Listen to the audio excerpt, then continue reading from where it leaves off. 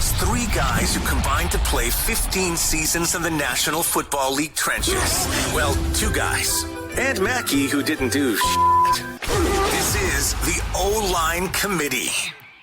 5:30 a.m. club. Back at it here, boys. Back at it. Rise and grind. What's in the what kind of fuel you got there, Jay? What are we rocking? Diesel fuel only. Black coffee. Attaboy. Yeah. Black nice coffee. job, dude. I woke up a little bit early, made sure I could get the pot started. You know, I wouldn't make it through this without some type of caffeine influence. Yeah. So we're just Hey, Dan Campbell over there. You snort the 30-yard line this morning, or what do you got going? So much chalk went down the nose this morning. It's amazing. No, I had the EP football golf tournament yesterday. You can tell I'm just tired as fuck. Oh my god. Hey, shout out to all the sponsors that came. Shout out to my neighbor, who's a fucking man, by the way, Mike. Love you, buddy. It was a great time. We raised a lot of money. We had a lot of fun, and it was such an awesome, perfect day. Rained in the morning, cloudy in the afternoon, then turned to sun by like the time you hit 9, and it was just, I'm fried and I'm tired as shit. How'd you play?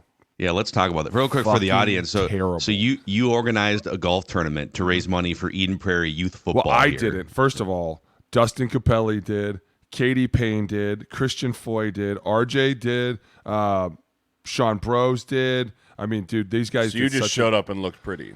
No, I mean, I was the one that was like, here's you what were I the did. trophy wife. I went like this. We have Alex. Hey, no, I went like this. We should do a golf tournament. Huh? Everybody? Huh? Good Everybody idea. was like, okay. And raise some money. And then everybody? I just sat back and did nothing. It was great.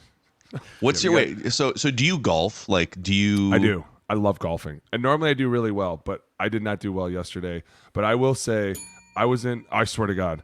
No, as of lately, when I've been going with Johnny, I've been doing well.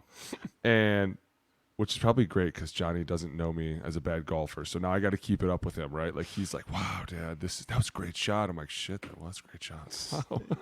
It's awesome. But no, it was a great day, and it was for the kids, man, and that's what it's all about. Getting money for those kids to come play football. Because, dude, if football gets too expensive, we're fucked. My mom wouldn't be able to sign us up if it was too expensive. This is not an expensive sport. And coming from a state with hockey, where you're like, dude, get the fuck out. I won't pay for that sport. Baseball's expensive as shit. Dude, the more you play sports, you realize how expensive these sports are. Hockey's ridiculous because like dude, so is baseball every though. year. Have you seen these bats? The bats cost $1,000. Yeah, it's insane. Dude, but can I want to go back for a second because I've known Booney. Jay, you've known Booney for I don't know what 10 years, whatever. Yeah, I've known you for like 8 years. I've seen you put yourself through Navy SEAL training. I've seen you put yourself through a triathlon called Escape from Alcatraz. I've seen you retire from the NFL and then build back up to the NFL and then physically lose a bunch of weight. The most I've ever heard you complain about how you feel physically is before we turn the microphones on, how sore and tired you are after golfing this weekend. Never.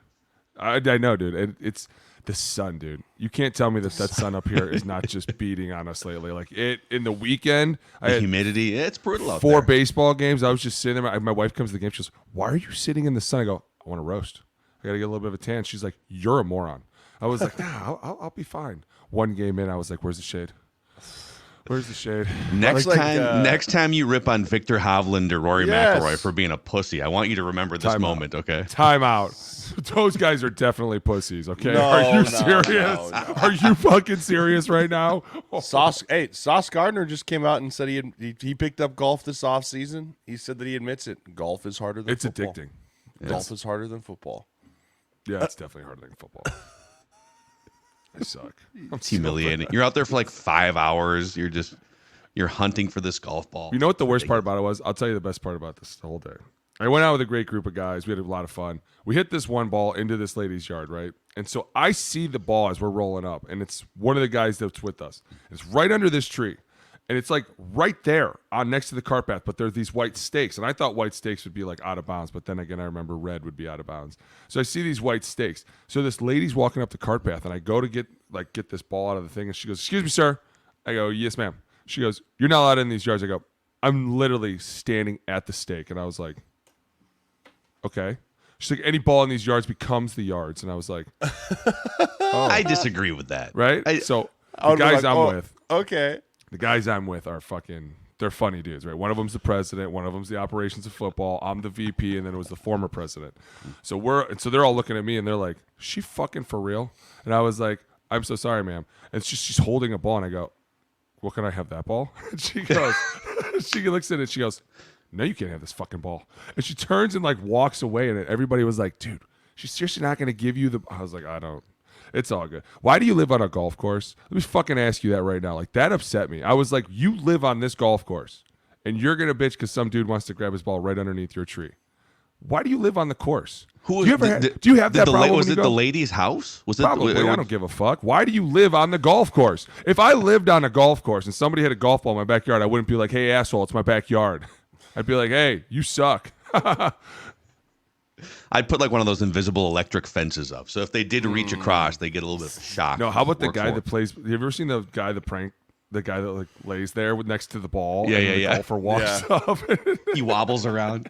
Oh God, that's just blood hilarious. coming down. Yeah, I've got my tournament this weekend. So I had the Team Jack one last week for pediatric brain cancer. I'm on a board of another one that's this weekend, Tyson's Treasure Chest. So I'm thick into golf fundraiser season right now. Let's go, boys. When are we all going to golf? When the three of us going to golf? Mackie, you golf? Do you golf, Mac? I do, yeah. So the last couple of years, I haven't as much. There was a time where I golfed like 40 rounds a year. I'm not great. Like, I'm not breaking 80 or anything. Did you say 40? Yeah, I mean, it's. Did you say breaking 80? Go fuck yourself. I have not. No, I've never broken 80. Yeah, I've never broken 100. So okay, all right, let's go. Let's put some money on it. I've shot in the 80s twice this year. And then I shot an 89, and then I told myself if I continued to shoot under 90s, I was going to go get new clubs. So I got fitted for new clubs like a week and a half ago. And then when I went out the next time, couldn't get a ball in the air.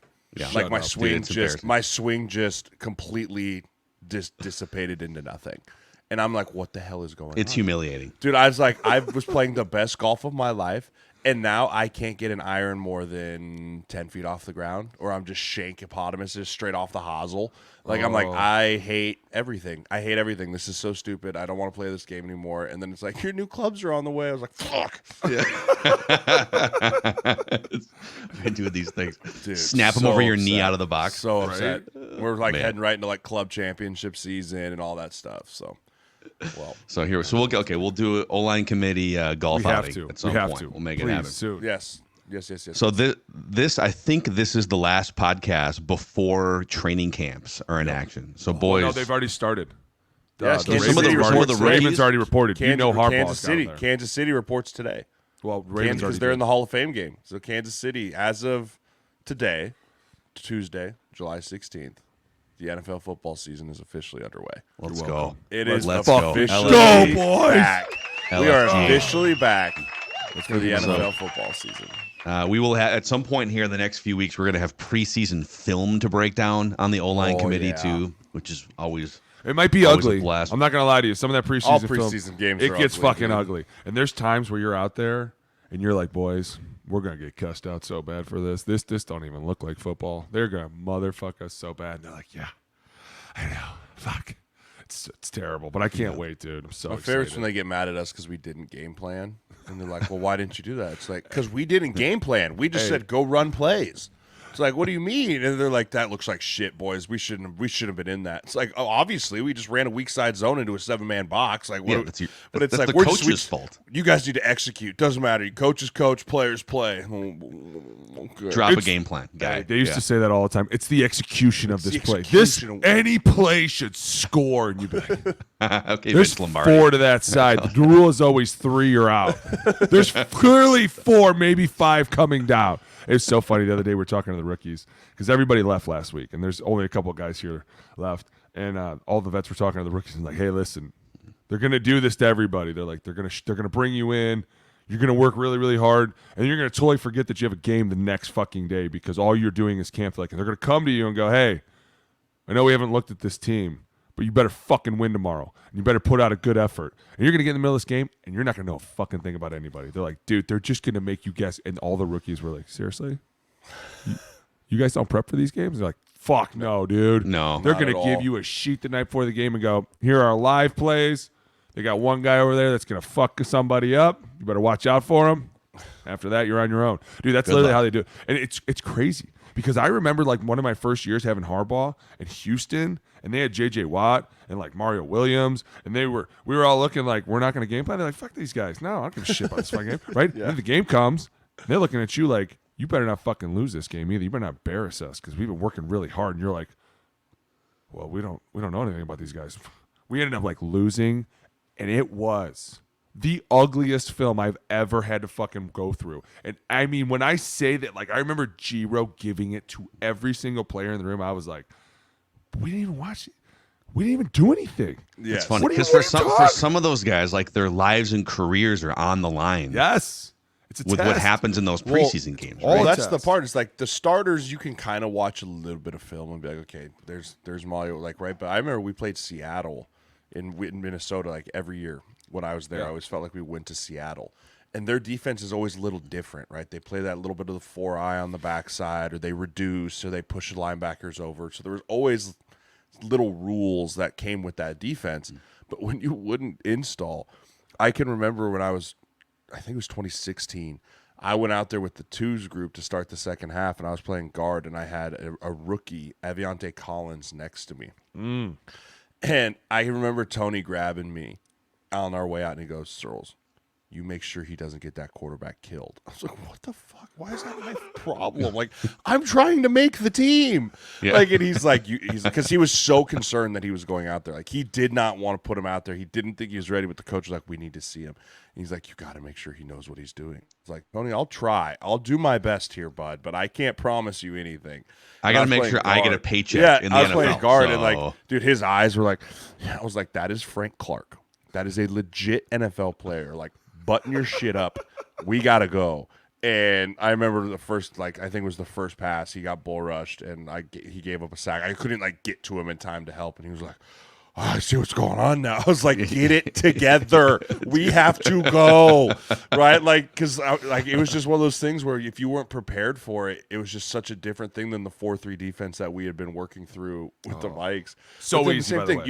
You turn on the film, and they're like, oh, what are we doing here? It's like, we spent zero amount of time game planning for this game, and we're running just our base plays against a 4-3 defense against this 3-4 reduced nonsense that no one has any rules on. I'm trying to yell at everyone to get lined up because I'm the only player over 4 years out here right now.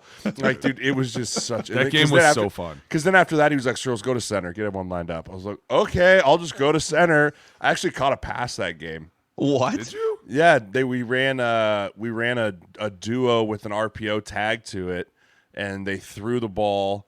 It got popped straight up in the air, and it just like fell in my hands. And I remember I just caught it, and I got murdered by like 3 people. And I was like, I never ever want to do that ever again. Did you gain a yard? Yeah. Was it behind the line? Yeah. Here, look, I can look at my stats. You got to pull that up, dude. I remember that game. Go, dude. I remember going up there in 2016, and they ran 12 twists against me and Khalil, and we switched every one of them. And I remember thinking, this is going to be the greatest duo ever. I was like, me and Khalil, we're going to fuck this whole world up. And then like 2 games later, I never saw him again. Yeah, hurt his knee. That whole fucking thing got sideways on me quickly, didn't it? That was fucked up, man. Preseason's so fun too. Dude, preseason's nobody. Here's what's fucked up about it. And I was talking to some of the rookies because I was like, well, what'd you think from OTAs? And they're like, I just don't understand how, like, you guys don't care. And I'm like, what do you mean we don't care? Of course we fucking care. And they're like, yeah, but you don't seem like panicked like the rest of us. I'm like, well, dude, we know the offense. We know what we're doing. We know the coaches. We're all friends. We're probably going to their house at night to fuck around. Like, it's an OTA. And they're like, is it going to be like that in camp? I go, probably. Like, most of the older guys, they just kind of fuck around. Like, they just want to get through camp. They're there to fuck with you guys. And they're like, man, I just don't understand. Like, yeah. It's another world, dude. Like, it's crazy trying to tell somebody when they're jumping in that you're going to be so panicked every minute of the day, but you're going to look next to the guy next to you, and he's just not going to have a fucking care in the world, and it's going to drive you nuts. It drives those guys nuts. It drove me nuts. I think I found the stat, by the way. So what is it, 2016? It's hard to find preseason stats. Yeah, I don't even think they. Who were you playing in this game again? Seattle. We were playing Seattle. Okay. See, they don't give you credit. NFL.com, they only list games and games started for offensive linemen. Of course they do. You guys won that game You're not getting 18-11. Dude, it's disgusting. 18-11. It's literally, it's so disgusting. Like, I mean, when you talk about preseason film in general, it's just one of those things where you turn it on, and I used to refer to it as the jungle. Be like, welcome to the jungle, boys. Like, oh, here, I got it. Can I share my screen? Yeah. You see it says present down there. Share screen. Wow, we're gonna get to see. Here we go. Are we gonna get dinged here? Oh, this is a total ding. Total ding for stopping the show. Oh yeah. Look at this, man. Here. Oh, is this? Oh, you have the actual play. Big fella. Yeah, the actual play. Big fella here, left guard, right? Oh, we got that film, dude. Don't Boom. ask how we get We're it. running. First of all, complete whiff on the deuce. Cassie Yeah, and go. Mars. Give me the behind seat. Give me the behind. God damn it. Who is Oh, that? come on. Oh no, no. This is amazing. Hold on. Why can't I want the sideline? Give me the end zone. No, you want the end zone. Yeah, there you go. Yeah. Oh no, what happened? Oh, I'm fucking this up. Go back to the. Here we go. Oh, we're gonna stay on this. By the way, if you haven't already, if you're enjoying this incredible football content here on the O-Line Committee, click that like button and the subscribe button on the YouTube channel. Help us grow this thing. I think it's this one. Nope. Damn it. Here it is. No, he's about to get pummeled. No. I had it up and then I screwed this up. I got to find this Cassie and Marsh. I think it's this one. Yeah. All right. So we'll go to the back copy here. There's the big fella, right? That's CJ Ham. Of course. Keenan, Willie Beavers, Danny Zadora. Ooh. I think that's Joe Burt or Zach Karen, me, Aviante Collins, right? Just a ragtag crew. First of all, complete whiff on the deuce. Total trash job. Right? Then I chased linebacker, caught, bang, whack. Let's go. Bang. All I know went down. And as soon as I got up, I was like, man, I never want to touch the football again. Like, you just all of a sudden have like 8 people ripping at the ball. Freaking, who's this here?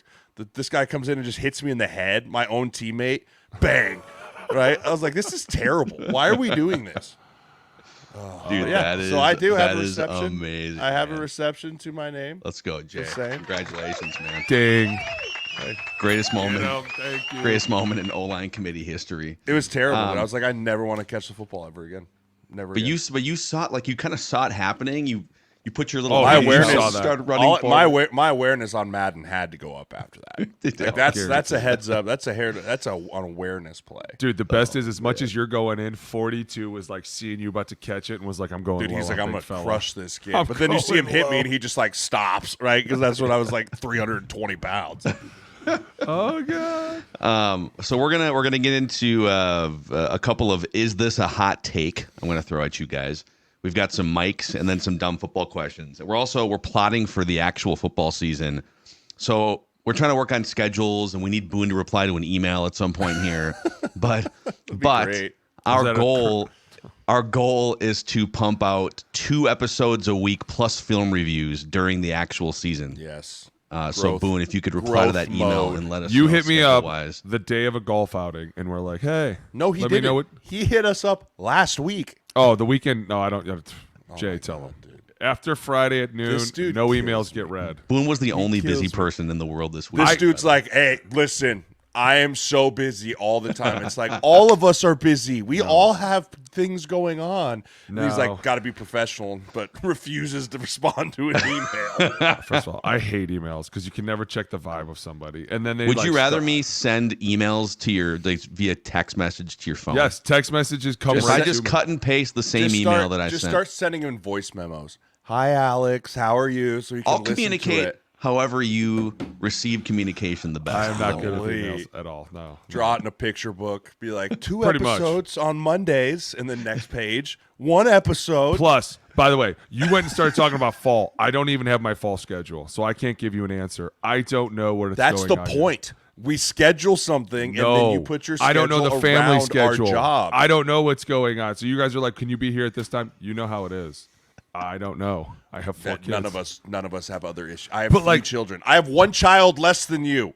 I'm telling you, it's different when they're all in school, and then all of a sudden it's like, by the way, Carmen's got to go to figure before, and Johnny's got to go to this before. That's why we're Like, trying to do it while they're in school. I know, Read but the if I- email. Just I- read book the it, email. and then I have to turn around and go, guys, I can't do this time. You're going to get mad at me. No, You're I gonna won't. go- I would rather have something on the books and be like, this is the plan. Because we can always pivot. We can always. Then a good chance we're probably gonna have to pivot, but I will say yes to whatever you guys are doing. You didn't even read the email. I love how Boone just admitted two things. One, he hasn't read the email, but two, part of the reason why he hasn't read the email is he's afraid that he's going to say no and we're going to be mad. Yes. You should see. I get caught in so many worlds. Just a giant circle of emotions. I know they want to go at Tuesday. I can't open the email because then I'm going to say no. I know that Tuesday's busy. Should I tell them no now or later? Like, oh my God, you're killing me, dude. We'll figure it out. I'll cut and paste the email into text form, and then I'll read it in a voice memo, and you can consume it on your own time. Call me later. We'll talk about it. Video yourself reading it. Hi, Alex. I'm Phil. Is this a hot take? A new segment we launched last week. I think it's going to make it to the regular season here too. So, is this a hot take? There's not a whole lot happening in the NFL world right now. We do have some mics coming up, but so I want to go. Nothing good. Well, we'll get to my guy Jordan Addison, your guy Jordan Addison. Speed racer. But let's start here though. So yesterday, news came out that Skip Bayless will be leaving his Fox Sports 1 show after like August or something. So a year ago, Shannon Sharp left, and then the ratings kind of plummeted. They tried to put a bunch of random people around Skip on that Sherman show. With him? Richard Sherman, Paul Pierce, Lil Wayne. It was terrible. And so they did that for like a year. So Skip Bayless is leaving Fox Sports 1. So is this a hot take? Skip Bayless is the least likable sports media member in the country. Oh, man.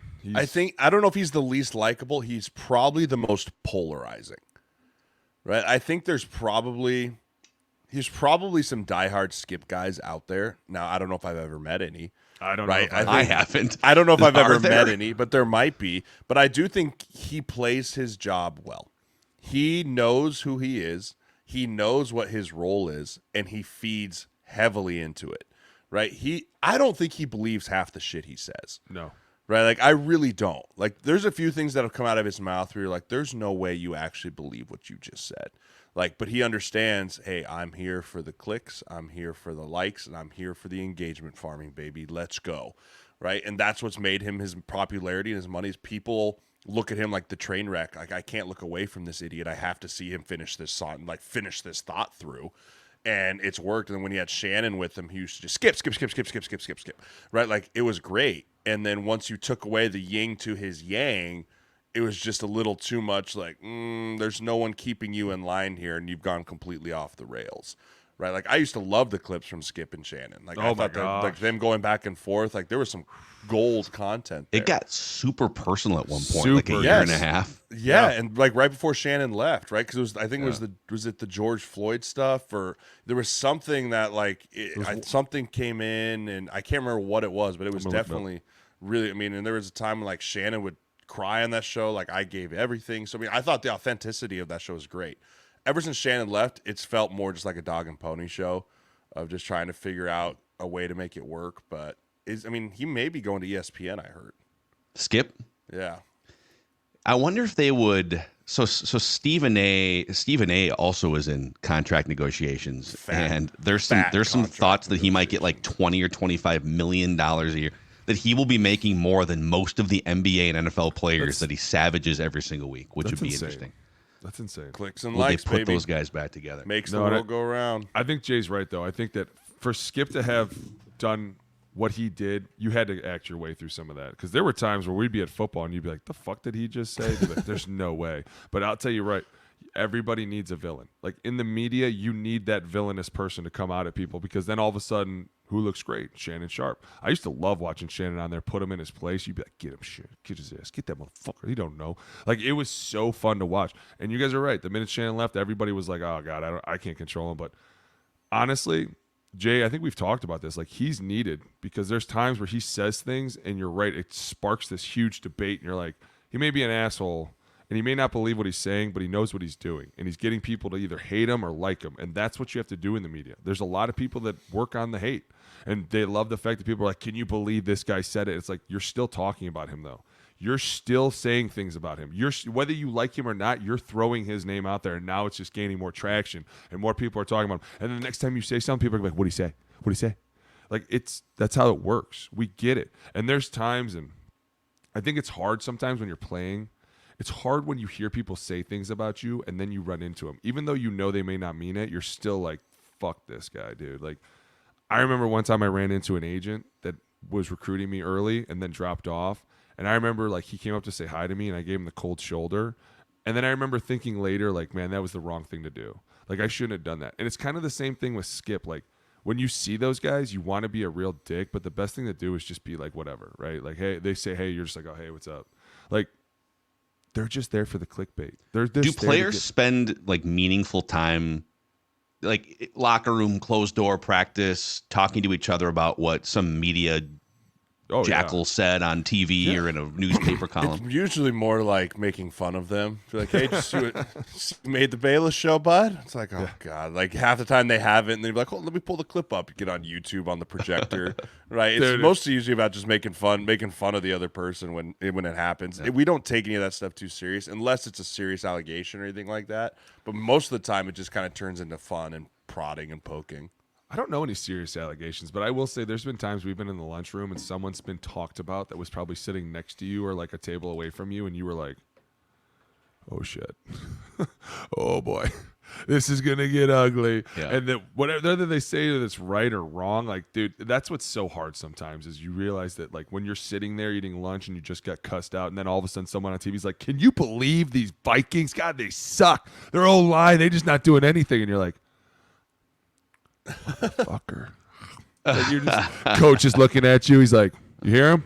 You fucking hear him? You're talking about us. The scribes and pundits. I know, coach. I know. I'll say two things about this. One, as someone who has been on this side of the fence, and I make a living doing the media thing for the last 15, 20 years.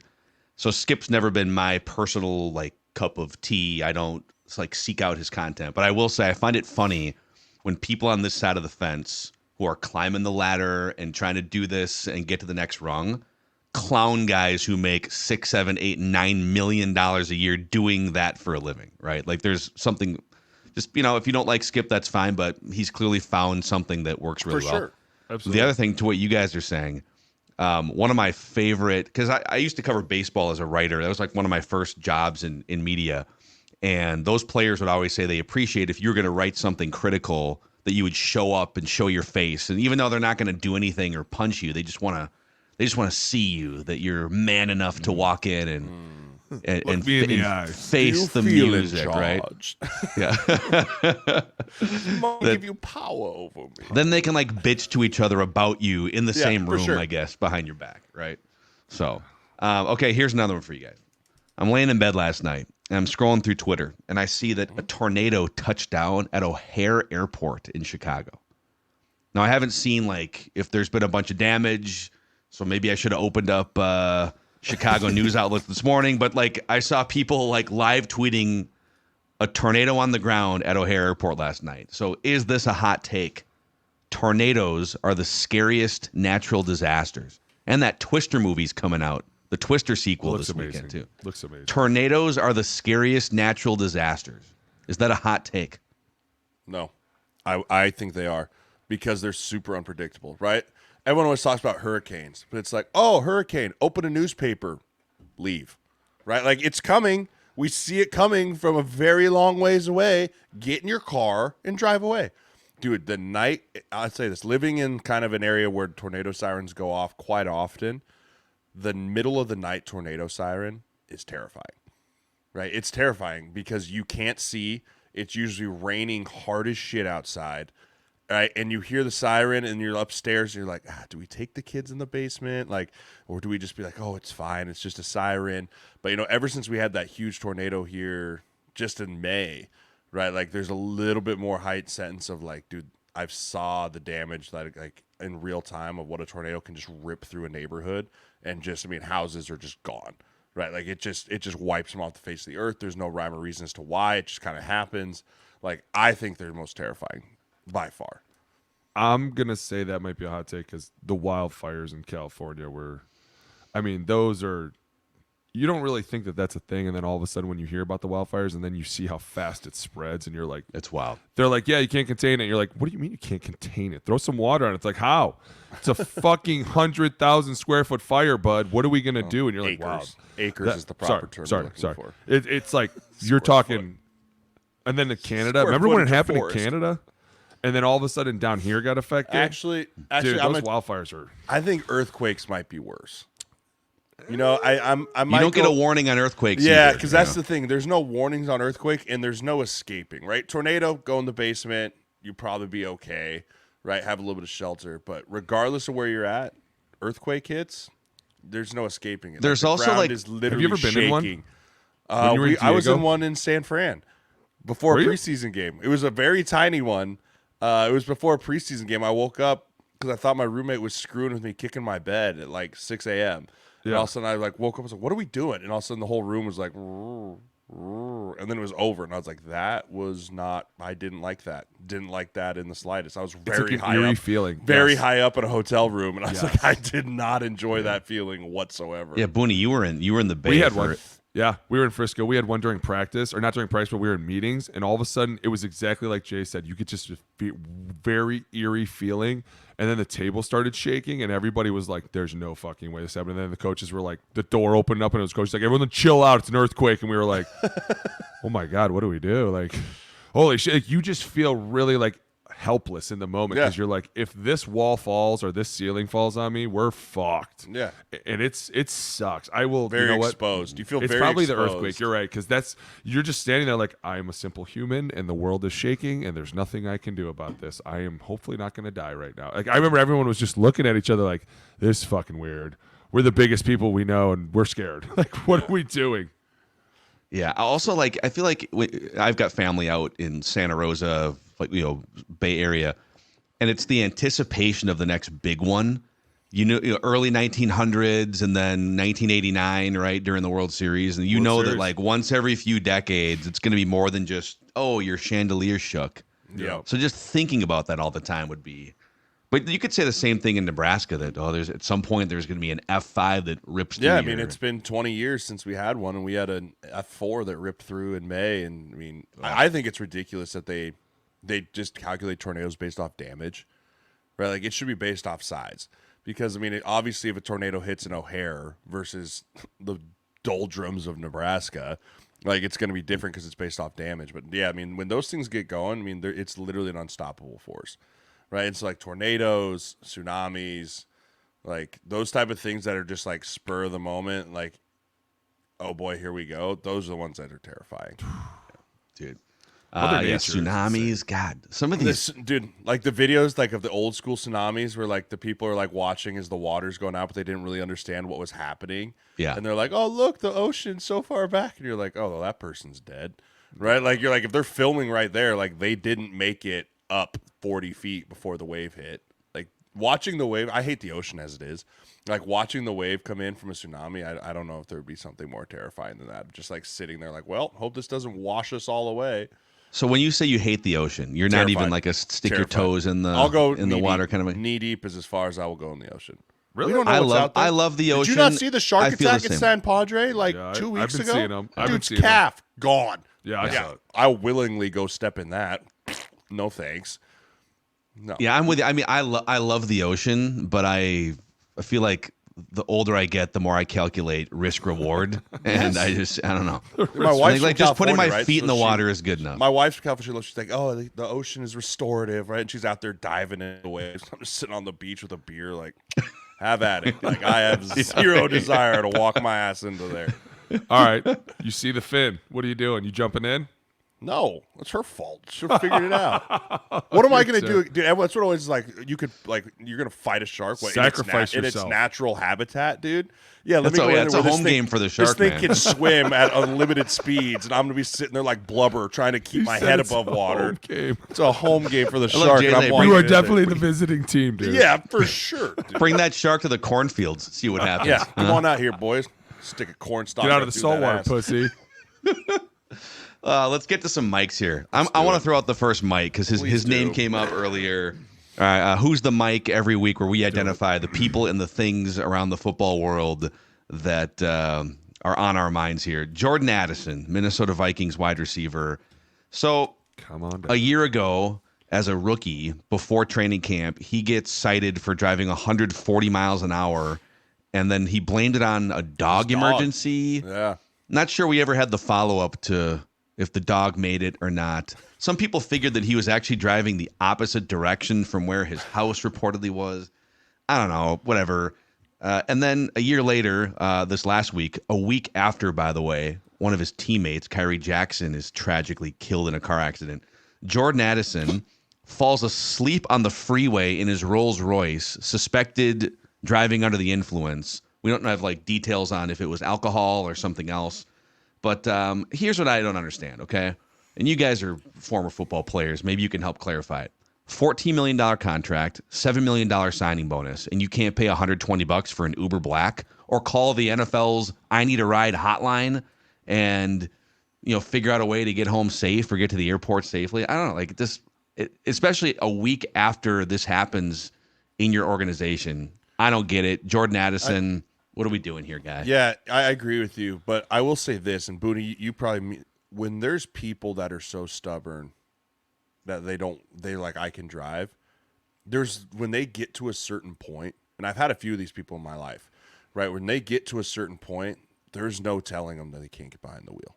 Like, and it becomes physical, right? Like I've gotten physical with some of my friends before, especially in like college and then young age, of like, I'm not letting you in this car and you're going to have to fight me before I do, right? But the problem is when that happens, when people aren't around, they're just getting behind the wheel of the car and they're just stubborn about it, right? And I don't know what it is and I don't know how it starts, but like I've known people all the time, they're like, I'm fine, I can drive. You're like, dude, no, you can't. It's like, I can drive. And they get angry about it, right? And so I'm not saying that's who Jordan Addison is, but like if you have a couple instances that are like this, it's usually just more of a stubborn pride thing that's like, I'm fine, and then all of a sudden you're not, and it's too late.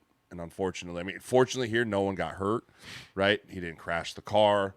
But again, just very, very bonehead type stuff to do in this day and age society where there's unlimited ways to get rides. Can you imagine being Kevin O'Connell right now? By the way, your offensive coordinator got hit with a DUI in November of the season. Yeah. And then all this stuff in the offseason, it would be infuriating as a coach. But as a coach, you're also like in charge kind of handcuffed too. The culture, and like some of it could come back on you at some point. I don't know, man.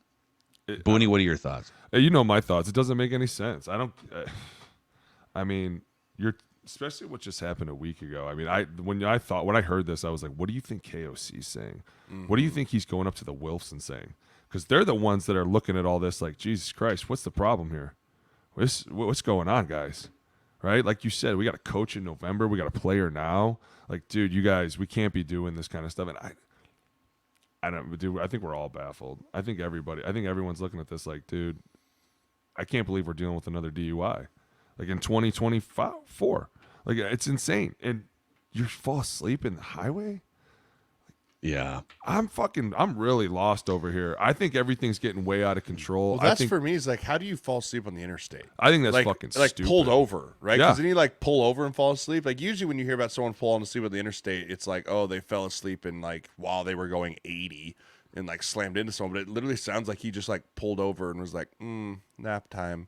And just like blocked the lane of the freeway. That's the part where I'm like, did he think, this is where we need more details, but yes, we do need more details. Did he think that this is the responsible thing to do, I guess, which, I mean, if it's that or drive 80 or 140, then I guess he chose either way you're better fucked option in because the you got moment, behind the wheel. That's why this was the whole bad decision. Like, that's why I'm saying, like, I know what Jay's talking about. There was times in the league where you'd be at a party and you'd be like, dude, not a chance. Not happening. I'm fine.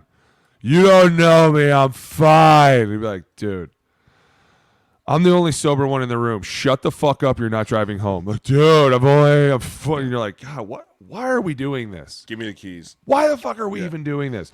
You're not a badass because you can get behind the wheel with one eye and pretend to drive home. You're not a badass. As a matter of fact, last I checked, you're a fucking idiot. Almost positive that's what makes you. And then we're dealing with people that are making massive amounts of money. They're like, oh, it's fine. I'll be fine. You're like, dude, everyone's looking at us like this, and you want to go do something really fucking stupid. I'm telling you right now, they're getting dumber. I'm getting scared. I'm getting really scared. Like, there was a time on teams when you guys they got the message. I got it. I got to be a good guy to get this money.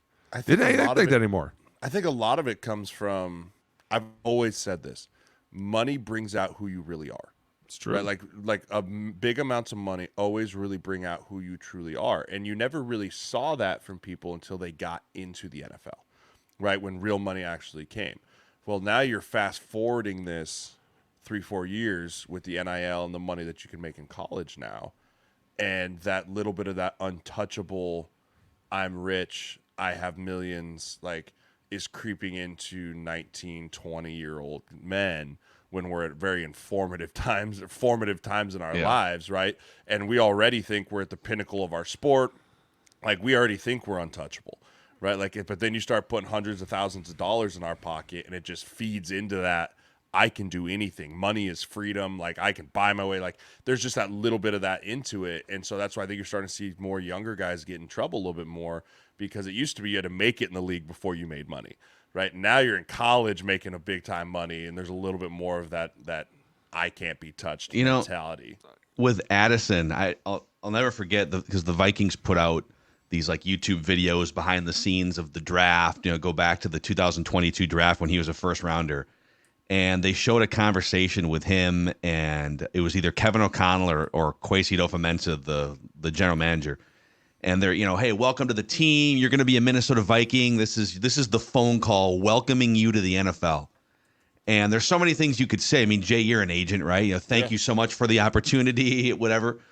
And I'm fairly certain the first words out of Jordan Addison's mouth on that phone call were, "Let's get paid." Yep. To the general manager. And I remember thinking, that's weird. Like at best, it's socially awkward to say that instead of like literally anything else, thanking the team. Yeah. Where's my money, bitch? Yeah, that's pretty much what it was. Show me my money. That's the first time I thought there might be a lack of judgment here that needs to be dealt with. But so I don't know. He's a young kid. He's got to figure it out. Well, I mean, at least, like I said, silver lining, if there's one, he didn't hurt himself or anyone else. Right? Yeah. Like, make a mistake. Now, granted, it's another bad one after fool me once, shame on you. Fool me twice, shame on me, right? Like, got to go through it there, but we'll see. I hope that he's okay. Who wants the next Booney, mic? what do you got? Go to the mic. What you got? No, go for it, man. You got this. You don't have one, do you? I do. All right. Here's the problem. With so much fake news, you don't know what's true, but there was a rumor. I'll take it. There was a rumor coming out that J.J. McCarthy might be holding out if he doesn't get his full signing bonus. I'm just going to be honest with you, dude. I wanted you to be the number one guy. I did. I might have been the only guy on this show that wanted you to be the starter. And there might not even be a clear chance if you don't sign that goddamn contract between him and Caleb Williams. What is going on? Did you read about that too? Where he's Caleb's like, holding I'm on not to doing anything. And the team's like, well, we're only dealing with Caleb because the rules state that we can only deal with a player or an agent. And he's like, I'm not talking to any of them. They're talking to my lawyer, and they're talking to this guy. The team's like, we are only dealing with Caleb Williams. Guys, I just want to know something real quick for all my rookies. Why the fuck's this so hard? You're in a slotted scale. They literally are like, hey, the guy before you made this much. We'll let you make up to this much. So it's about the good? signing. Yeah, well, can Are we agent guy fucking Jay good? explain this? So yeah, it's like Boone said, it's all slotted, but Yes. like in J.J. McCarthy's case and Dallas Turner, the Vikings' other first round pick, they want like all of their signing bonus up front. But like, what is that not a thing? Are they not? Can you explain what's happening? So majority of the time, like, so for our second rounder, right? So for John Michael, what they did is they said, hey, your signing bonus, I want to say it was like 1.4, right? They're like, we're going to split this up into 2 installments. You're going to make your first 60% of it, right, is going to be up front. 40% of it's going to be on the back end. And that's very common because they don't want, if you pay it all cash up front, you're hampering the signing, the cap of the year. Right? Like, and you can spread that cap number out. So a signing bonus spreads out over the life of the contract, right? It's called prorated amounts, right? So it's like, hey, if you're going to make 1.9 or Caleb's going to make 30, right? Let's say you're going to make 30 million as a signing bonus. Well, that's going to be a cap hit of this amount of money prorated over 5 years. Right, so it's not like it's all loaded onto the front of the cap, but what it does is it straps cash on hand for those players if you pay the whole thing right away up front in there. So I think that they're trying to say, hey, we're going to spread this out over a year or 2 years, and yes, as an agent, our job is to try and get him as much money up front as possible.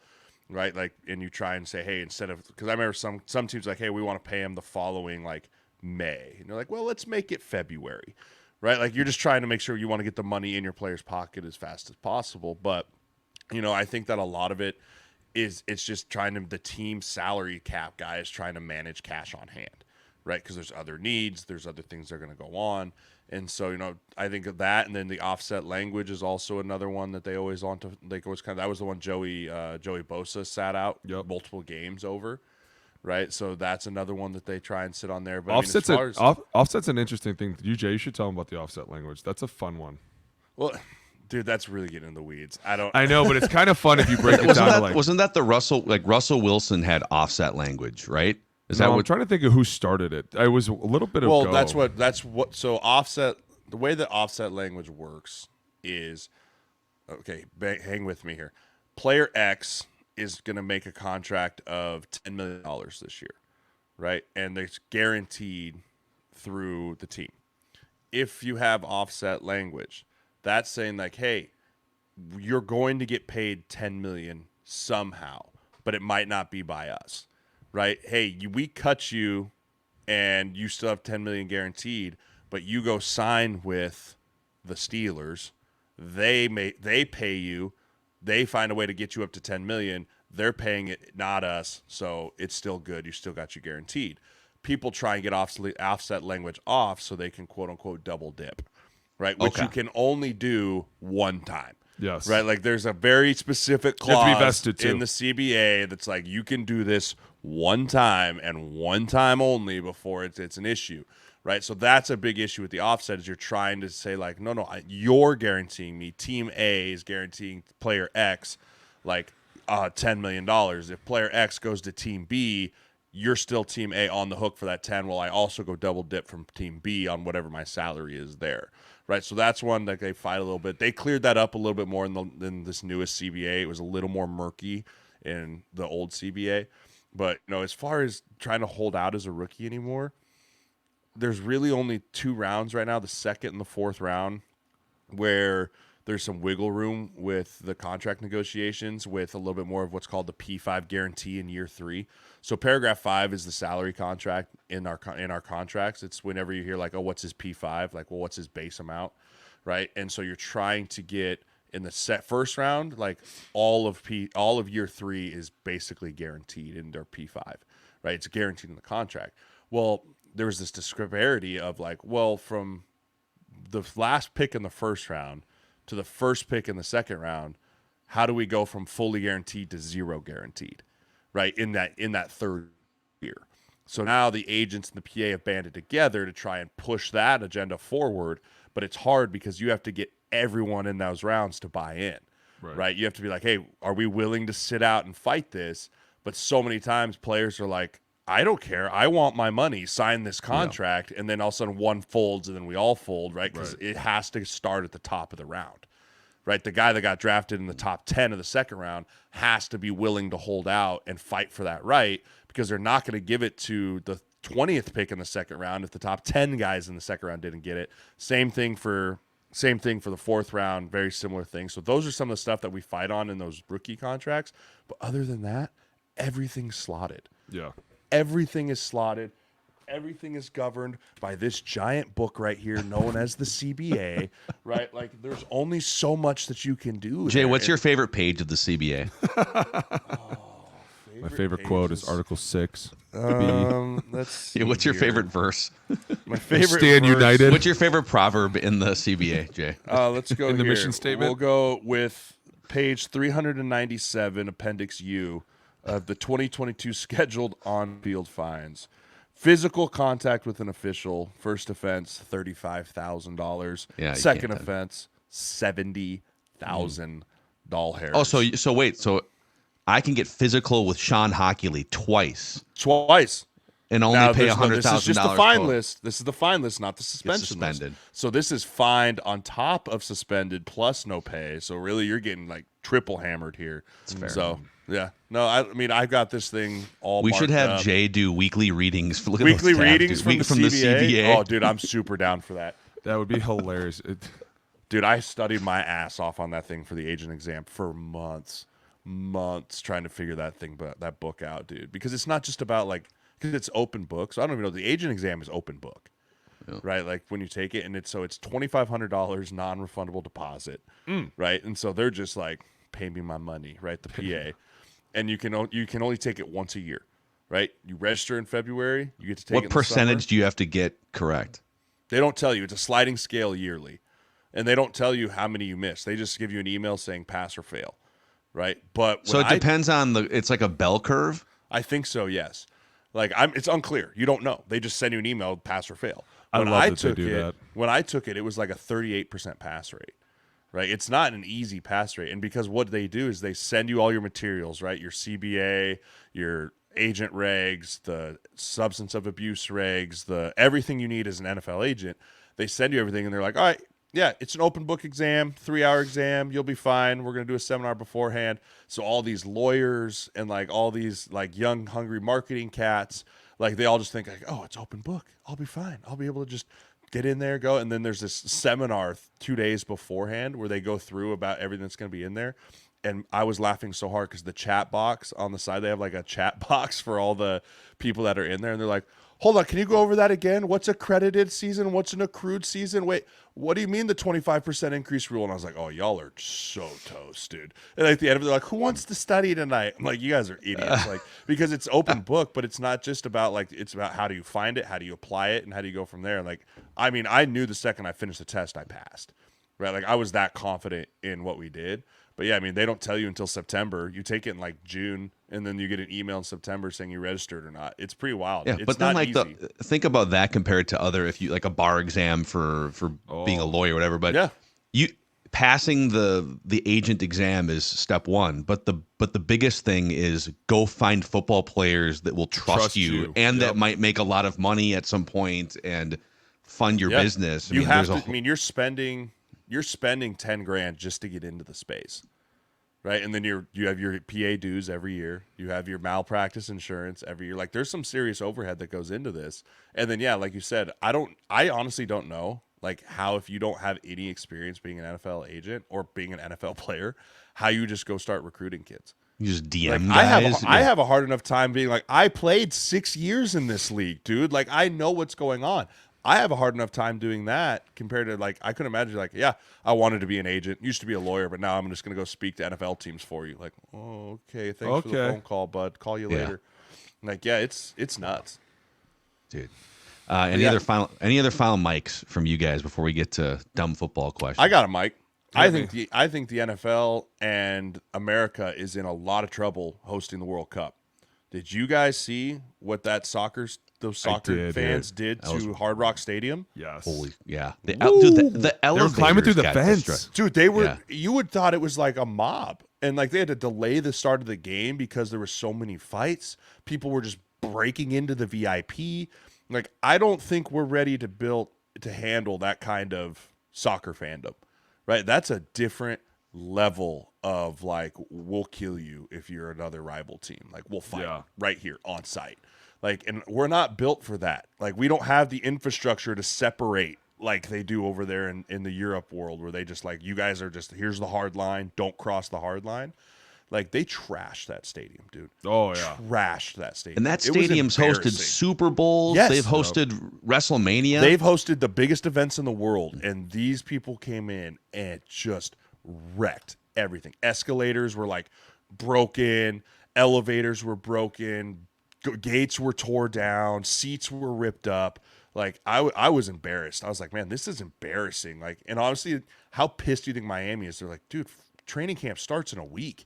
Yeah, like we probably have a preseason game here in like 3 weeks. Yeah, we got to get this put back together. Or apparently 7,000 fans got in without tickets because it was just they just said screw it, just whatever. Dude, it's safer to just open up the game. Fucking live it. Oh my god, and that's going to be another thing. They're not going to let you into their stadiums anymore. Like Jerry's probably like, fuck you, not a chance. You're coming in here, dude. I agree. And have you ever watched Green Street Hooligans? You guys ever seen that movie? Oh, you need to watch Green Street Hooligans. It's a good movie about how they play soccer over there and how crazy those gangs are, man. It's fucking. We are not ready for that at all. Like our fans are great, And they're cool. They're different and over they'll there, dude. chill. They'll hang out, and they'll fight occasionally. But dude, you watch some of that soccer over there, and it is fucking insane. But at the same time, Jay's right. Like, you destroy that stadium, and you don't realize that the team's got to play a game in like 3 weeks, and how much that's going to cost, and how fast they're going to have to be moving, and how they're probably like, no more fucking soccer here ever again. I mean, yeah, Get they out. host the F1 race there every year that has hundreds of thousands of people that go, and like this soccer just was awful. And That was I have a second mic that kind of relates to the soccer thing. How many of the NFL stadiums for the World Cup are going to put in grass fields just for the soccer players? Right? Like I saw David Bakhtiari tweeted about the other day, and he put a list out of all the indoor facilities that are putting in grass turf for the soccer matches. And he's like, NFL players, you should be more outraged about this because obviously it can be done. Yeah. Right? Like it obviously can be done, but they're choosing not to because of the money that it takes for upkeep. But you bring in these foreign soccer players, will cater to whatever they need to make sure everything's right. And, you know, it's just a sign of, it just shows the owners are like, yeah, I get it, but shh, pipe down, little boy. We'll handle the big money here, right? And I think it's going to maybe be the start of the end where it's like, if you show that you can put turf in here and you show that it works, put turf in here. Make it happen. Figure out a way to make it work. You've played in Arizona. Yeah. You can't put grass in a dome and keep it there. You can't. You just can't. It's It's not possible. It's physically not possible. People think Arizona's a great stadium. It is the worst fucking stadium I've ever played in my life. It is the worst fucking grass. Other than Tottenham, no, it's the fucking worst. Dude, chunks came out this big. Like massive chunks come out because it sits outside and then they roll it in. And then they put it down right before the game. How is that supposed to sit? I understand why some of these owners are like Minnesota. What do you want us to do? You want us to grow grass Get in some here? grow lights. Even then, if you were to come in and put the grass in, it wouldn't be stable enough. By the time week 8 hit, it'd be a fucking mud pit. Like some of them are looking at this like, guys, if we all want to make money, you're going to learn to play on grass. Otherwise, we're going to be spending $500,000 every week putting new grass in. $500,000 every single week. That takes out of our pocket too. There are a lot of us at the top that go, hey, that's our money too, boys. They're not just going to take their money. They're going to take it out of our pocket. Oh, y'all want this grass? Cool. Well, the salary cap just went down. $50 million. Fine. No, that's not how That's that would expensive work. grass, dude. That's not how that would work. Okay. You don't think so? Dude, No, they it'd know come how out to of the put our owner's balls in a pockets. vice so fast. They know how to go, oh, you want that? Let's do some calculations. They would try to negotiate. I don't know that it would take $50 million off the cap, but they would try to negotiate. Like, oh, If you wanted to put expenses grass in first, and then in every dome, if you wanted to put grass in every dome every week, you're paying a fortune, dude, to get that in there. That's why it's like, yeah, I get it. We all bitch. The turf sucked, and some of that turf is dog shit. And I agree, it fucked up our knees. But then you look at it and you're like, but we got paid really well. And if we wanted to keep that money, dude, remember when Frisco replaced the grass and it ruined the whole Super Bowl? You're going to be dealing with shit like that too. Like, there's just no easy win here. If you're an outdoor stadium, you should be grass. I agree. 100%. Try and get it. But if you're an indoor, I understand. And if you're a Colombian soccer fan, just take a deep breath. Calm down. Chill the fuck out and stop breaking Chill out, everything. man. Yeah. I'm not going to say it to your face because I'm scared, but just chill out. Goose Fraba, dude. Calm I don't want to down, get man. macheted to death. Goose Fraba, please. Dumb football questions here. You guys can always, the audience I'm talking to here, can always submit your dumb football questions in the YouTube comment section of the O-Line committee. So yesterday, first time in 10 years, NCAA football came out. And so NCAA football 25. So back in the early PlayStation days, I was a big like NCAA 2004. Oh, yeah. like the Matt Leinart, Reggie Bush era. Vince Young. Brady Quinn, Vince Young. Yeah. It's been a while since I played, but I saw there was at one point like 600,000 people playing simultaneously last night. So here's my question to you guys: favorite sports video game of all time that you ever got hooked on as a kid, as a teenager, maybe as an adult? Favorite sports video game? NFL Blitz. Blitz was a big one. Oh my god. NFL Blitz was super fun. Where you used to just like you'd score a touchdown or you'd get a tackle and then you just start body slamming the other. You try to see how many body slams you could get before it cut to the next play. We got super into the NCAA football games in college. Oh, absolutely. I mean, in college, we did. In college, I mean, it was like, hey, whose room, tournament style. Like everyone be gathered around. Games would be like 65-62, like just absurdity games, and just getting after it, yelling at each other. Like we got deep into the weeds with those. But yeah, those were really the two Blitz when I was growing up. The other one I also loved was NBA Street. Like NBA Street, the 3-on-3. Like my brother and I used to play that for hours on hours off the old PlayStation. Dude, because that was like the era of the And One mixtapes and all those dudes. So that was wild. Hey, does the Wii fire? count? You get turned on fire, like the guy's running around like with the ball on fire, and he just couldn't miss. You just fire it from like halfway across the court. Do you guys ever get into the Wii? The bowling, the home run derby? A little bit. Not too much? I'm more of a sit on my ass and like just use the controller guy as opposed to, playing tennis with a small controller. I mean, I used to be a heavy gamer. Like I used to be a streamer. Like I had the full streaming setup. Really? You were a like, streamer? I was on Twitch, like the whole bit. Do you have a Twitch channel, like an active I do. Twitch I can't channel? get into it anymore. I forgot what the password is, and I can't reset it anymore. But like, yeah, I did have an active Twitch channel at one point in time. I love that. Subscribers, As an active NFL player, yeah, or was this before? I was with this company based out of Minnesota. It was called Wombo Sports. Yeah. And their whole idea was, let's find a way for fans to connect with athletes in a different platform. And so they sent everything. I still have the computer. I still have the setup. Like I still have the whole gig. And then during COVID, the company just went belly up, and they were like, "Oh, you just keep everything."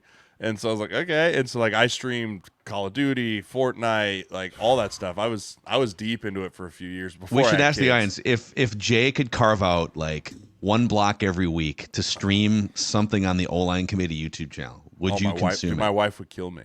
Yeah. Like she straight up told me the other day, like, because so the new NFL, the new EA Sports game is not compatible with the Xbox One. Like it's only compatible with the PS5 and then the new Xbox. And she was like, she looked at me literally last night because I was telling her this, like feeling my way out because I really want that game. And I was just like, yeah, it's just not compatible with the Xbox app. And she just kind of went quiet and she looked at me. She's like, I'm going to be real upset if you go spend like $800 to play one football game. And I was like, That's a no. I was like, That's a but hard no. it's been 10 years since I could play that game. And she's like, I'm just letting you know. I'd be really upset. And honey, then, turn back to watch the show we were watching. I was just, fuck.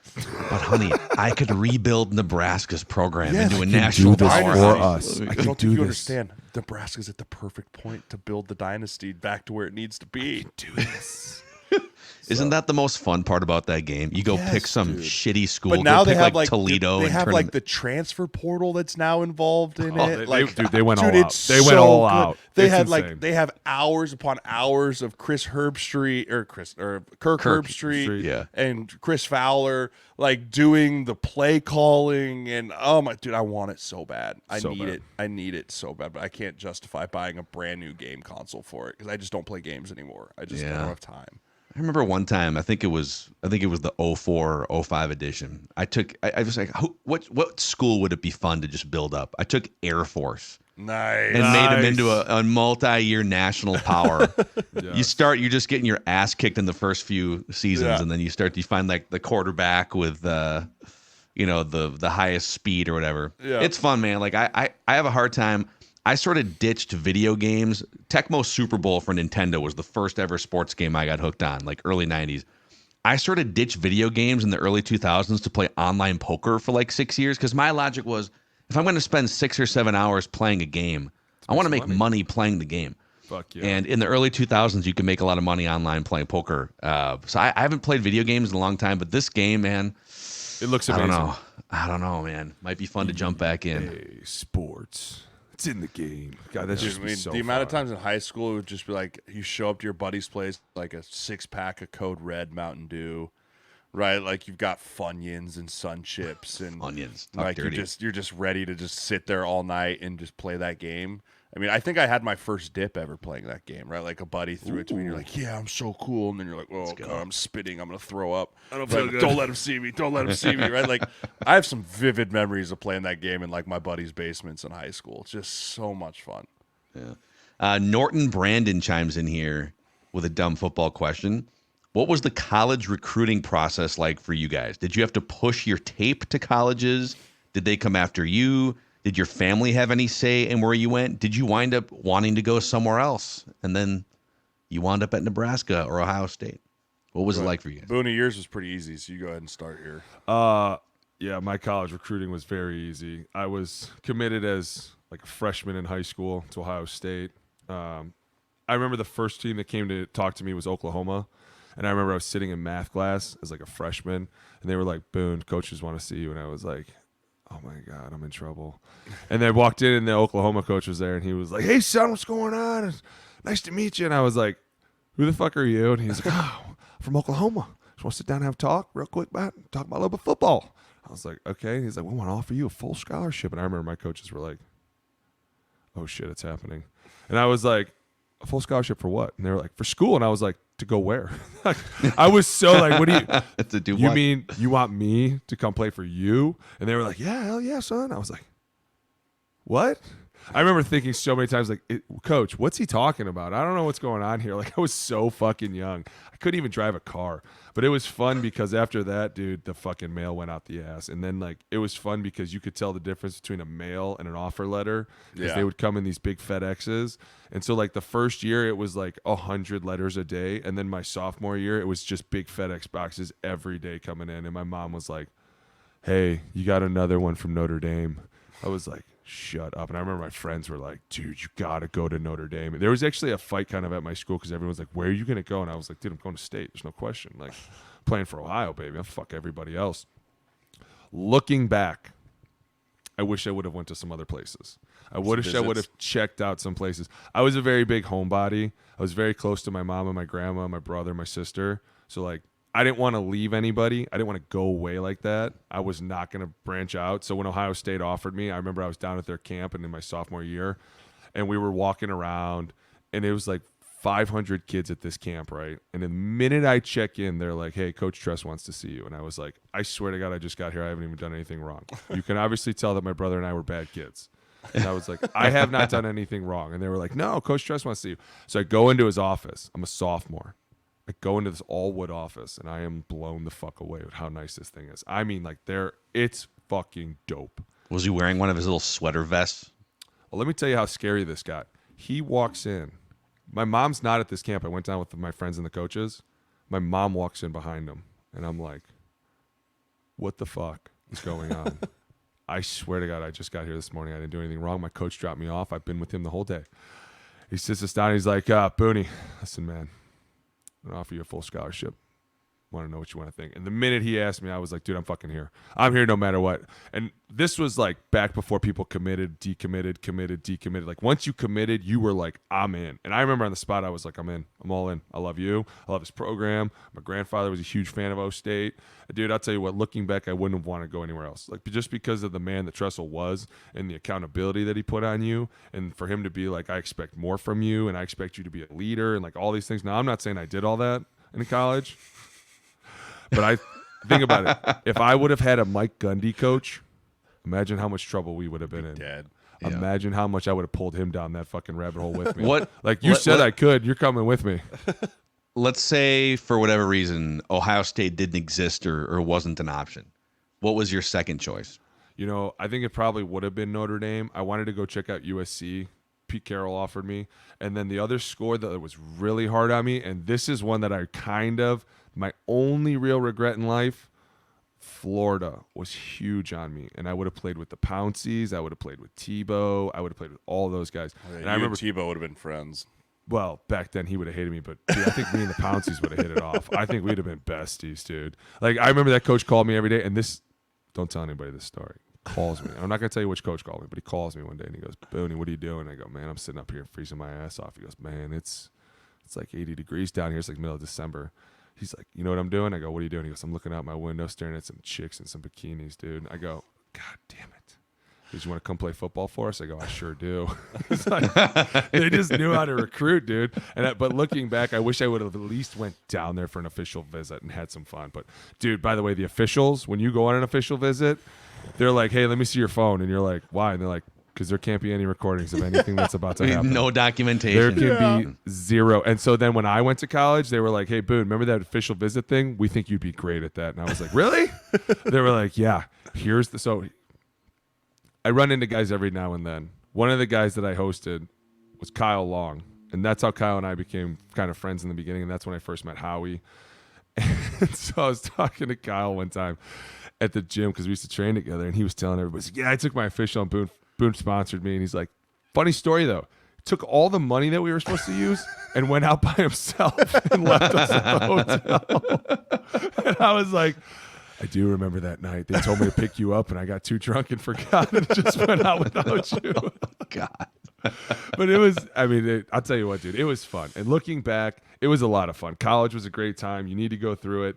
I will say this, and I stand very firm on my resolute. I don't think you should be getting paid to go to college. I think that when you look back, and I'm not saying that a degree means what it used to mean anymore, but like when we played, dude, it was for fun. And there was no bullshit. There was no nonsense. You were out there with your boys. You were running 1 million sprints because you wanted to get to the NFL, not because you're getting paid $1 million to not go to school and fuck up a whole bunch of plays and pretend that you're cool. Like, it's just different. And I think that's why we appreciate college so much more. We appreciated the grind because then when you get to the NFL, you're ready. You're prepared. The money is just another benefit that you're like, this is amazing. Like, I worked my ass off for all this. Like, it's becoming too weird for me. And then you're talking about how these guys are going after high school kids now, and the NIL money is out of control with the high school kids, and they're being recruited by agents. Like, it's tainting this game too much that it's not really, I don't see it as football anymore. I see it as this weird game where everyone's like, well, how much money am I going to get? I don't know if I want to go out there and play. Dude, I remember in college, I played with a broken rib. I had staph for 6 days and was in the hospital. Showed up at the game in an ambulance. They're like, hey, you good to go? We're going to run 39 boss the whole game. I was like, isn't that wide zone to the left? And they were like, the whole fucking game, baby. Hope you're ready. I was like, I just got out of a hospital for 6 days. They're like, you're going to fucking do great. I was like, here we go, right? Like, that's why we fucking played college football. That's why. I honestly think that a lot of us played college football because we wanted to be in the game. I remember playing the game as Ohio State so much and going, that's me. 100%. I didn't care if we fucking went out. That's me right there. Didn't even have my name, just had my No number. name. Right, I was exactly. like, that's me, 75. You had to download the names and fucking input them give a manually. shit. I don't fucking These put my name kids on are it. these kids are getting checks for this game, right? Fuck out of here, dude. Right? We didn't get a goddamn thing, and now when you go I back, did. I got to check. Like once the lawsuit happened when I was still in the league. I don't want to fucking check. You the put only me in reason your I video remember game. I'm is- honored. Thank you. The Thank only you. reason I remember is I got a random Facebook message from this guy that's like, hey, are you Jeremiah Sirles that used to live at 10183, like my old address after my parents had moved? I was like, yeah, why? What's up? He's like, I got a check from the NCAA here for you. Like, do you want me to send that to you? I was like, yeah, please. Like, How much you they get? sent Let's it to go. my old. Well, it was like $1,200, but they sent it to my old house because that was what I had in college and like listed under college. And so like, yeah, I got like a $1,200 check for Doing the nothing? EA games for the EA games. What do you mean doing nothing? You mean being a great You didn't being a fucking great make that offensive game. lineman? You didn't make that game. You didn't. Yeah. What the fuck are you talking about? You Yep. Can I answer the question now? Are you done? Can I go? $1,200. Fuck out of here. So my recruiting experience, very similar to Boone's. I got my first scholarship offer as a sophomore to Kansas State. Like, I remember we came back after a game, and coach was like, hey, come into my office. And I was like, I thought I played really well. Like, what happened? And he comes in and he hands me an offer letter it was Ron Prince at the time. And he was like, you just got your first scholarship offer from Kansas State, son. Like, congratulations, you're going to get your college paid for. And that was like the most eye-opening, like, holy crap, like, I'm going to get to go to college for free to play this game, right? Like, this is awesome. And then from there, yeah, back then it was no like emails, text, tweets. It was handwritten letters or just nonsense mail every day, every single day. I mean, and I didn't know this until like 2-3 years ago. My dad kept all of it. Oh, Did wow. he really? All of it, right? And so, like, I would go through and go into the coach's office every day where the mail would come in, and there'd just be stacks of nonsense mail from Purdue, Northwestern, Cincinnati, Louisville, right? And then, but like Boone said, like, the offer letters were always very, like, FedEx had to be signed for. Like, they knew that they were getting delivered. And so I never had to put the film out or anything like that. Like, it just kind of happened. And from being, I mean, again, you're 6'6", 275 pounds as a 16-year-old, people find you, right? And so from there, I think I took 3 official visits. I went Where'd you to go? Oregon, Arizona State, and Nebraska. Wow. Like, those were my final Oregon? 3. Yep, those were my final 3. Who was Who was the Mike coach? Bellotti. Mike Bellotti was the Bellotti. head coach at Oregon. Who was the quarterback there? At that point, it was Dennis Dixon, I think. I mean, it might have been Dennis Dixon at that point. Okay. And then, yeah. Mariota was in there somewhere. I was gonna say, I don't think it was Mariota yet. I don't think it was him yet. Because I took my official visit. It would have been in 2008. Right? So that Could was have still been Jake Jonathan, Locker? I think it was still Jonathan Stewart. Like, Jonathan Stewart was still there. I went up to Oregon when they beat USC in 2008, which was super fun. Autzen was nuts. And then I went to Arizona State when I mostly went down there to A, experience Arizona State, but B, they were playing Georgia. And I wanted to see Noshawn Marino and Matt Stafford and AJ Green play in person. And they How was beat that? the living dog shit out of Arizona State. Yeah. Like it was bad. I had my official there, and Mike Boone said it got interesting. My roommate for my official visit, and sorry, buddy, if I'm throwing you under the bus here. Don't say names. He played quarterback at Montana, and then ended up playing quarterback for the Broncos and the Texans and the Browns. But we were there on this visit together, and we're like out on the game pregame, and like I'm there watching like the things, and all of a sudden I look over and he's just chit chatting with all the cheerleaders, all of them. Like, and he's over there and he's just eating it up, just loving it, right? So we go out after the game. Jack Elway was my host, right? Because I'm from Colorado, he's from Colorado. So we pile into his Escalade and we go to this pool party. And I'm a 17-year-old, like, snot-nosed kid, right? And I pull up to this Arizona State pool party, and my mind is just, Yeah. right? Like, I've never seen anything like this before in my life. Like, absolutely bananas. And we may have had a few pops and may have had a couple drinks. And I had a meeting with Erickson, the head coach, at like 7:30 a.m. So I think we get back to the hotel around like 3, right? Oh. I spend majority of the night puking, right? Majority of the night puking. And all of a sudden I wake up and my roommate is nowhere to be found, right? Nowhere to be found. It's like 6:45. And I'm like, dude, we got to leave at 7:15. Like, I'm showering, mouthwash, brushing my teeth, like trying to make myself presentable. I'm still like one eye open. And all of a sudden at like 7:11, this dude comes kicking in the door. Bang. I was like, buddy, what's up? He goes, I just spent the night with 2 cheerleaders. I am committing here today. Today. And like, so we get up, we walk, and so the like support staff picks us up. We walk into the head coach's office, and he's like, guys, good morning. How are you? And this quarter, he goes, I'm here. I'm convinced. You coming with me? He points to me. You're coming with me, right? Like, I'm done. I'm signed, sealed, delivered right now. Let's go. And I was like, I think I'm going to take a couple more visits. Like, because I knew myself well enough at that time, I would not have made it 5 years there. Like, I would have not made it well there. I would have not done well down there. My personality would not have done well of this, like, this is, because I was like, this is every night. They're like, every night, bro. Every night is a party like this. And so I ended up not going there. Ended up committing to Nebraska. But yeah, it was between Nebraska and Oregon was down to my last 2. And really the main crux of it was when I sat with Bo Pelini and when I sat with Mike Bellotti, it was night and day difference. Like, I could tell Mike Bellotti was on his way out. Like, I looked at him, like, after the meeting with Bellotti, I remember looking at my dad going, he won't be the coach here in like a year. Because his presentation was a PowerPoint presentation on cardboard cards. Yeah. Here's what we're going to do with you as a player. We're going to develop you. We're going to make sure you get the best. We're going to make sure you're a good man. Next slide. Right? Like, that was his presentation, and it just was not, it wasn't it for me. Versus Bo was like sitting in his desk, feet up on his desk, talking about how he was going to help me be a better man, be a better, like, when you leave here, you're going to be a productive member of society. Like, here's what you're going to be as a player. Like, just felt much more. And he had just won the national championship at LSU the year before. Like, Bo was the main reason I went to Nebraska.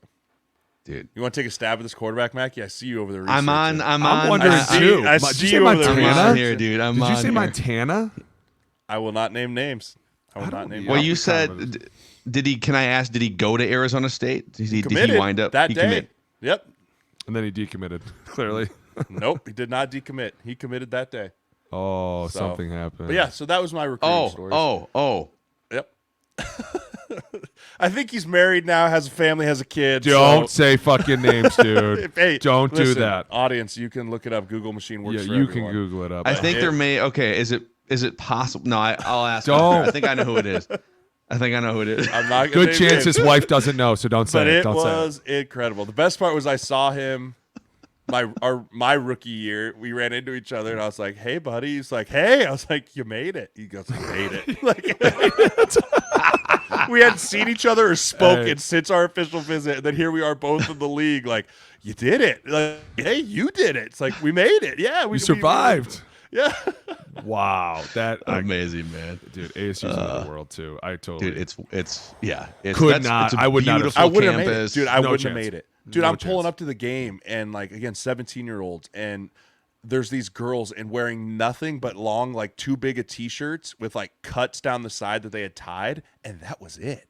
Yeah. And I was like, what? And like all the coaches would give them all signs of our names because there's a bunch of us on visits. I was like, Jeremiah, come to Arizona State. You're like, that's tempting. That's lethal. That's really That's tempting lethal. right there. That's right. lethal. They're just like, hi. And you're like, oh, no, I can't do this. I can't do this. So basically, if you want to know the difference between college and pro, that's the difference. When you go in college, it's trouble. In the NFL, it's a real world. Like that was the question last week. What's the biggest difference? So facilities and Fans. a couple other things that you Fandom. just added on Yeah. there, man. Yeah. So some good, a couple good dumb football questions there. Keep submitting via the YouTube comment section. And next week, we will have actual football training camp things to react to. This is the O-line committee. Jeremiah Sirles, Alex Boone, Phil Mackey. See you next week.